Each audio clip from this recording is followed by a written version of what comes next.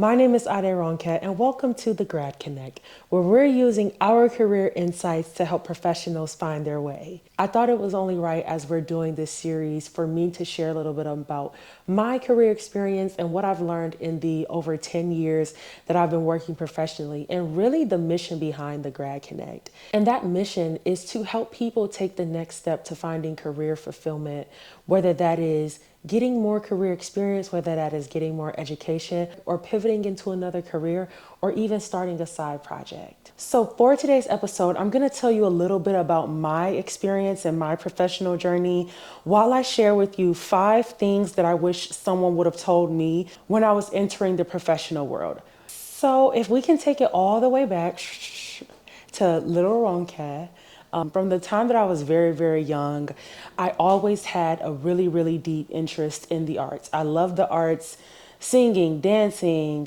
performing, writing, storytelling. That was always my thing. Like I just, anything art just lit me up. And it was something I did when I was younger. I was in a lot of choirs. I used to do like the church plays and things like that. And it just always made me feel good. I remember the first time I saw someone like singing and performing, and it was Selena, and I fell in love. I was like, oh my gosh, I want to do that. I remember my parents, like it was Christmas. I remember for Christmas, my parents bought me like a karaoke machine, and I essentially just got to terrorizing my whole family because every time there was ever any downtime, I was like, put my machine on and I was doing my covers. So I was doing covers before it was really cute and popping like that. But nonetheless, from a very, very young age, always just had this love for performing and all these things. But I never really saw it as like something that I would like go to school for. I never saw it as that. I just saw it as something that I would mine and kind of mine and perfect on my own, and even like the stories that I heard at that time, I didn't even know of anybody like going to school for music. I remember like watching the story of Michael Jackson. It was very much like get it out the mud stories. It was never like a structured plan or process to where they got to. And that was the thing that kind of threw me because I'm just a very structured person. I like to know the full plan from the jump before I even begin anything. Nonetheless, those are the stories I saw. So I had been performing. I was performing, and from the time that I was like in elementary all the way up until college. All the way up even until college. And in college, I was a part of a choir, and so we would go around singing and performing, and I used to love it. But at the same time, I was developing a passion for advocacy and policy. I used to like to argue. I still like to argue low key. But I just loved I just felt the need to advocate a lot. I don't know. Anytime we would be in class, like if there was if we needed to discuss something, I was always hands up. If we needed to tell the teacher we didn't like something, I'm the one that's going up there. I was a safety patrol guard. I just love the good rule. I love to break a rule. I just love to argue, defend, advocate from a very, very young age. And so when I was in high school, I joined the debate team, and it really sparked my interest. And I was like, wow, I feel alive. Like I could really do this every day. Like I could really see myself building a profession in this. And it led me down the path to policy, right? Policy. Ended up going to undergrad, going to get my master's in in public administration. And so I was working in policy, had always aspired to work in policy and do the things any field that I found myself, even when I was working like in nutrition, I was always on the policy side of things and the government relations side of things. And I did it for a while. It was very, very fulfilling work to me and still is to this very day. And I realized as the years went by, I started to feel just a little bit routine. I started to feel like, wow, I'm going to get up every day, do the same thing, go back home. I want more. I just wanted more. This was my story of wanting more, right? This is what we're all here about, right? And so my more was just feeling like, This is year 5, and I'm feeling a little bit of burnout. How am I supposed to make it to year 40? You know, these people are retiring with 35 years under their belt. I entered the workforce very, very young, out of undergrad. I'm like, how do people do this till their 60s? Which honestly I think is the chorus of our generation. And so I was just like, how am I supposed to do this? And I was just looking for I was just looking for things that would light me up again, things that I would be happy to do, things that I would jump out of bed to do. And in those times, I realized the importance of the importance of embracing my identity, embracing my gifts, and not turning my back on the things that brought me joy and happiness, and really realizing the other things that were a part of my calling. And so what I ended up doing was going back and reconnecting with all of my first loves, all of the things that I loved to do as a child, as an adolescent, and seeing if that would give me the kind of fulfillment that I was looking for, and seeing if that filled my cup in the way that I needed to be filled. And it did. Luckily, it did. I got back into performing. I got back on stage. Got back in music. I got back into got back into storytelling, and I got back into all of the things that I loved doing, and the burnout was gone.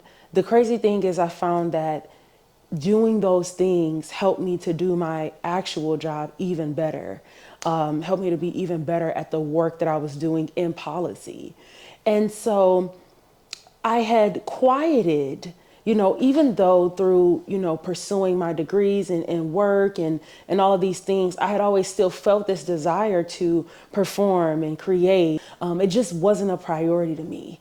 And what it taught me was that no matter what, no matter where, no matter how long you run from the thing, your calling and your purpose will never release you.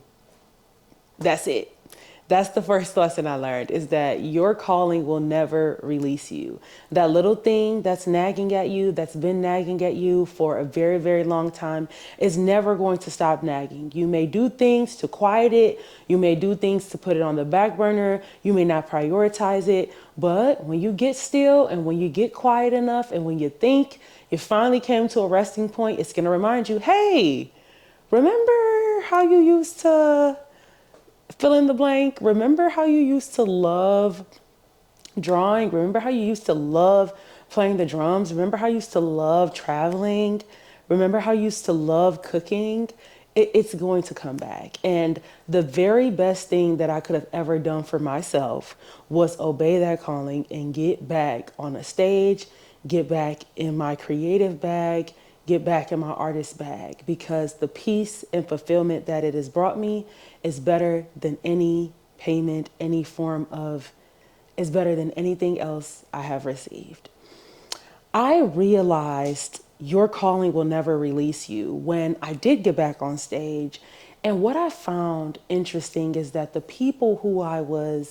some of the people who were a part of the production with me, and some of my like vocal coaches and some of the people who were training me, I realized that they were in further seasons of their lives, right? We're talking grandmas, seniors, retirees, third, fourth career people, right? We're talking about people who've done the things that I haven't done yet.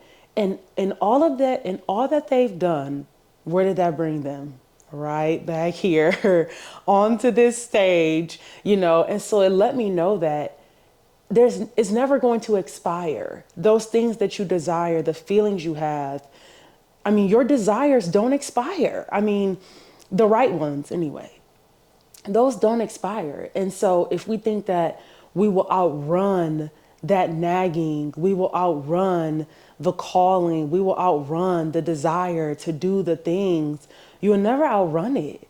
I think if anything, it just turns into regret or shame or sadness of the things that you did not do when you could have done them. And so that's the biggest lesson that I've learned, is that my calling will never release me.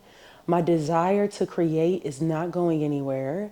So the best thing I can do is make a place for it, be obedient to it, and give it its proper attention so that I can move on to other things and so that I can have my peace back. The beautiful thing is that my artistry, music, dance, acting, storytelling is a form of expression. And I realize how deeply it's a part of my identity. So essentially, I needed to function. I needed to express myself. And that's all part of balanced living. And I realized that that is why I was able to do other work better when I gave it its place, when I paid attention to it, because I was able to release, I was able to fully function as a holistic human being and not just a piece of myself. And it made me all the more powerful, all the more insightful, all the more rested, if you will. You know, you'll hear people say it's the journey and not the destination. And the simple act of doing it fills your cup. Like for me, I believe in finding the lowest possible point of entry to the things that you love or things that you care for and doing it. You know, when we think of the big grand plan, sometimes it's too much. It's too overwhelming that we feel like we can't even pursue it or have it in our lives in any way unless it's that big thing. And that's just not the case. The lowest point of entry, how can you somehow reach out and touch the thing that lights you on fire? How can you find any way to stay connected to it? For me, that was getting back on stage and being in a production. Yes, the fire is lit and there are bigger dreams, but my cup for today is full because I got to do the thing that my soul desired to do. And that's really what it comes down to. That's all purpose is about. It's just touching and connecting in some way. And every day that I get to do that, I go to sleep a happy person. And that really brings me to my next point is this. You already know what you need to do. You already know what you're supposed to do. You already know what your calling is, whatever you want to call it. You already know what your purpose is. You already know what will make you happiest. I actually did a video on like finding purpose and getting unstuck. And so I'll link that because I have read, researched, prayed, thought, talked, asked for advice. I've done all of that around this topic of purpose and I'm tired. But the biggest, but in all of that searching, all it did was bring me back to myself and to knowing that you actually already know. If you stand in the mirror right now, I don't even have to do too much because you know. And if every one of us was to go and stand in the mirror and say, what are you supposed to be doing on this earth? You would have the answer for it. So why are you not doing it? Let's just start there. Why are you not? Ask yourself that question and answer it. And I mean, this is a discussion space, right? That's the purpose of the Grad Connect is for all of us as professionals to connect and discuss and relate how we are taking these necessary steps to fulfillment. So please get in the comments and tell me, what is it? What are you supposed to be doing? Are you doing it? And if not, why are you not doing it? And then how can you get there? How can you start doing that thing today? There's a bunch of different questions you can ask yourself to usher yourself into this truth if you think you still don't know what you're supposed to be doing. One thing I'll always ask myself is, if today or tomorrow, let's say tomorrow, was your last day on earth, what is the one thing you would regret not having done? What is the one thing that you feel like the earth really missed out on because it could have only come from you? What is that thing, right? What is that one thing that you feel like you could have added to our universe, to our world, that we're not going to get anymore because you're not here? You know, that's a question you can ask yourself. The other thing I do is I take every single thing in my life that I care about, family, policy, work, music, storytelling, business, money, my house, whatever, write it all down. And then I ask myself, and then I rank them by asking myself, If I have this, do I need this? If I have this, do I need this? If I have family, do I need this? If I have $1 million, do I care for that business? If I have this, do I need this? If I have the job that I love, if I'm doing this work that I love, do I need those degrees? And that is and that is how I roadmap and decide what things are purposeful and what things are not purposeful. It's actually very, very simple. Finding purpose is not an outside discovery. Finding purpose is an embrace. It's an embrace of what you've always known, and a decision to embrace it and to stick to it and to express it and to showcase it. That's simply what purpose is. And so you already know what you want. You already know what you're supposed to be doing. Go and do that thing. Go and do that thing. And tell us how you're doing it. And that brings me to my next point. In my career, I have learned the importance of failing fast and failing early. Fail fast, fail early. If you're gonna fail, get it, do it, and do it as early as possible. The reason I say this is because you don't want to be 10, 20, 30 years into your career, still in your head thinking, when I do that thing, oh, I'm going to the top. When I do that thing, I'm going to be a millionaire. When I do that thing, I'm going to, never have to work again. When I do that thing, I'm going to be famous. When I do that, when you do the thing. And the unfortunate thing is that sometimes you do that thing and it doesn't yield the result you want. Well, now what? Now what? We spent 10 years on a hope that didn't materialize. Waste of time. If you know the thing, if you have a thing you want to do, whether it's a business, whether it's some sort of side hustle or skill, whether it's music, whether it's whatever it is, whatever that thing is that you want to do it early so that we can see the consequences of it, so that we can see the repercussions of it, so that we can see what the next steps are, so that we can see the aftermath of it. Will this make you crazy wealthy or will it not? Do you have the next big invention? Is your invention going to be really big or is it not?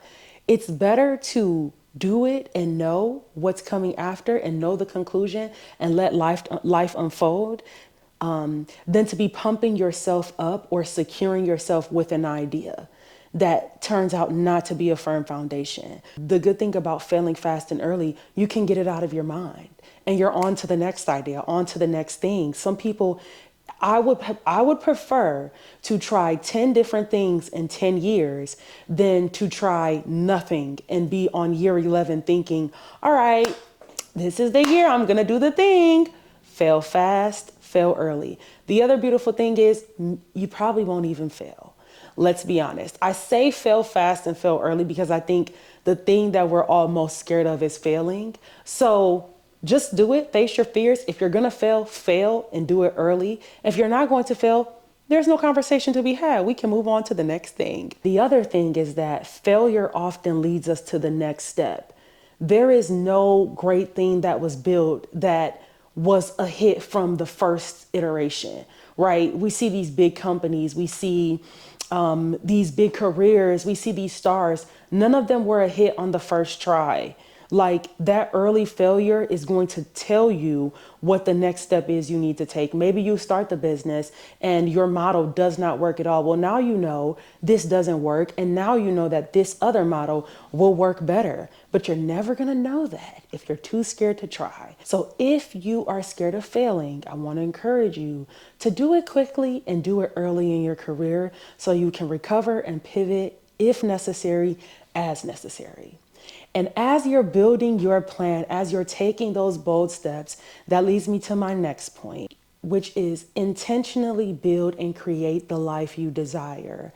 I remember being a part of an internship program and they would send us a bunch of assignments every day to work on and, just kind of seeing what we do good at. Really, honestly, just helping the office to get their work done, let's be very clear. But nonetheless, there were a variety of projects that we will work on. And so one day my director came to me and she was like, hey, I have this project I want you to work on. It's going to require you to do X, Y, and Z. And this is the deliverables. This is when I need it done. How do you feel about that? And I was like, sounds good. I think I can do it. And she's like, no, I don't want to hear it. She was like, well, I don't want to. She was like, well, I don't want it to just sound good. Is this what you want? And she said, this is your internship. What do you want to learn from it? What do you need to learn from it? And I say that now to say, this is your life. What do you want from it? What do you need to get out of it to feel fulfilled and feel successful? There are so many different templates, different displays. When we look at careers, when we look at different fields, a lot of things have already been done. There's a way that you can do everything. You go to school, you get the degree, you get some certification, you work for 30 years. Is that what you want? Is that what you want? If it's not, you have every right to be innovative even within the field or build a new field completely. Create the life that you want. And that's in every area of our lives, not just in our career, in our personal lives, with our families, with the skills that we have, with our hobbies, with our side hustles, with our workouts. You don't have to follow any rules. What do you want? This is your life. This is, like she told me, this is your internship. This is your life. You are responsible for making sure it includes the things that you feel like you need. So if you feel, it may be very common for people to get settled in their careers, move away from home, start a new life. Maybe you want to be really close to your parents. This is your life. So you can find a job really close to home, buy a house next to your parents, start a family. Everything is great because family is important to you, which a lot of us are discovering that, oh my gosh, it really is. So how am I creating and curating the life that I desire? Honestly, curating time, scheduling time to see the people I love, to hug the people I love, to make it a priority to be in proximity to them. Because why should our works dictate you have to be 700 miles from your parents? I don't like that. I want to see my mom and dad on the weekends. So I'm going to see them. And I'm going to set my life up in a way where I can see my mom and dad on the weekends. Cool. And my siblings and my friends. I've really been on my friends lately. Like, I hate when my friends will be like, well, I don't have time. I mean, I don't hate it, but every now and again, it's like, well, we don't have time to get together. And all I can think to myself is, what could be more important than spending time with the people you love? How can we just start living that reality now? How can we create that reality now? How can we curate that experience now to where we get to optimize time spent with the people we love? We get to optimize the relationships we care for. No, we can't all go back on campus and live together like we did, but we can make it a real priority. I mean, if your job said, hey, we need you to fly to Alaska for a week, you would rearrange things to do it. Hey, we need you to pick your life up and move across the country and we'll pay you. You would do it. So how can we be the catalyst? How can we be the catalyst for our own lives? How can we take control of that change? We don't have to wait for life circumstances to bring us the life we want. We can just create the circumstances we want. We can create the life we want. This thing we call life is your one chance to build the dream you wish to see. But only you know what truly makes you happy. Only you know what truly makes you fulfilled. So it is your responsibility to build and create the life that you desire. You have the freedom and the right to curate your own experience in every sphere of our lives, in every realm of life. Relationships, do it how you wanna. Careers, do it how you wanna. Saving and investing, do it how you wanna. It's up to you. There is no roadmap. Curate, build the life that you want. If you don't want a life that is super consumed with work and you wanna have space for your hobbies, you can create that. If you want the kind of life where you give your all to your career, you can create that as well. Do what makes you happy. There are no rules. There is no roadmap. And you are the master of your own fate. This is the one chance you have. One, not coming back to this earth. We are one in a lifetime. We are one in a universe, one in a, I don't know the wording, but we are never coming back. We and nothing like us is ever coming back. what are you going to do with this opportunity? What are you going to do with it? The last point I will make is, in all of your exploration and all of your adventures and all of your attempts and everything you're trying, please write a plan and stick to that plan. Now, that might sound crazy because I just said exploration is important and build the life you want and curate the life you want. All of those things can happen at the same time. What I mean is that identify what your life goals are ahead of time and define a foolproof plan for how you can reach those goals and accomplish those goals. The details of the plan can vary, but the goals need to be the same. It's wise to have something in place that can guarantee you getting to the goals that you want to get to. It is the one reason I am thankful to my parents for their impression and their encouragement towards education. Because yes, I have the flexibility to try other things because I know that I can always rely on my credentials. What you want may change. What you desire may change. What you're looking for may change. Your next big project may change. Your credentials will stay the same. The other thing is you can build on top of your credentials. Once you have them, once you've solidified them, there's nothing to say you can't do more on top of that. It's all about how you plan and how you prioritize your life. So it's actually crazy to think that it's been over 10 years that I've been working professionally. And I very much thought that I would graduate, get the job, ... And I really was looking at, they really phrase graduation like the end of the thing. Like, oh, you've done the education and now go out into the world. But what I've learned and what I feel like so many of my peers have also learned is that graduating, getting your degree, starting your career is really the beginning, because it's the end of academic knowledge, and then you begin life knowledge, right? There's like academic experience, and then there's life experience and field experience. And when I used to apply for jobs, and I remember when I had my first degree and I would be applying for jobs and they'd be like, you need the degree and 5 years of experience. And I would be so irritated because I'm like, I have the degree. Why do I now need 5 years of experience to say that the thing that they just taught me how to do literally? And what I realized is that it's not just about the academics of it all. There is an experience that you gain from life that is useful in your career that you could never get sitting down in a classroom. And so now what I've learned from my over a decade long career is the most important thing is to trust in yourself and believe in yourself, because none of us really know, right? None of us really know anything. We're all just doing what has been proven to work. And so what's most important is that in all of that exploration and all of that searching and gathering of information and resources, it brings you back to you. And what you learn is that you had the answers from the beginning. There is nobody more qualified to lead your life than you. So trust yourself.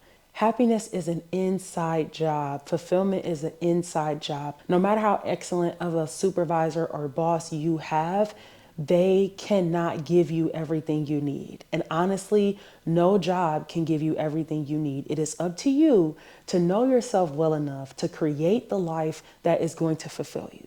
So I want to encourage you to be brave as you're doing this. Be courageous. Listen to yourself. Stay authentic. Ask questions when you need to, but just don't be afraid. And you will go where you need to go. So that wraps up this episode of the Grad Connect. Thank you so much for tuning in. I'm going to link in the comments a few of the books that have helped me along my way, along my road to self-discovery and fulfillment. And I'll also link a couple other tools that may be helpful to you. My information is always below. So if there is any way I can help you at all, if there's any question I can answer for you, please feel free to send me a message. I do check and I do respond. I'll also link additional resources in our job board. So thank you so much for tuning in, and I'll see you on the next episode. Bye.